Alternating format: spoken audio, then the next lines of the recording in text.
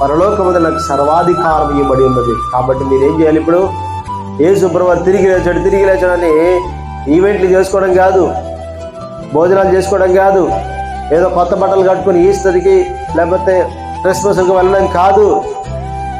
ఏం చేయాలి? ఇప్పుడు మీరు సర్వ సృష్టికి వెళ్ళి, సర్వలోకమునికి వెళ్ళి సర్వ సృష్టికి సువార్తను ప్రకటించుడి. ఏంటి సువార్త? యేసుక్రీస్తు జనన మరణ పునరుత్థానం గురించి తెలియజేయాలి. యేసు ప్రభువు ఈ లోకానికి ఎందుకు వచ్చాడు? నీకోసం వచ్చాడు ఆయన. యేసు ప్రభువు ఎందుకు మరణించాడు? నీకోసం మరణించాడు ఆయన. యేసు ప్రభువు ఆయన తిరిగి లేచాడు. ఇదే సువార్త చెప్పి అందరిని మీరు ఏం చేయాలట? యేసుక్రీస్తు నామములు, తండ్రి యొక్క కుమారునికి పరిశుద్ధాత్మ నామములకి వారికి బాప్తిసం ఇచ్చి ఇవ్వండి. హల్లెలూయా. ఏం చేయాలి? మనం సువార్తను ప్రకటించాలి, సమస్త జనులను శిష్యులుగా చేయాలి.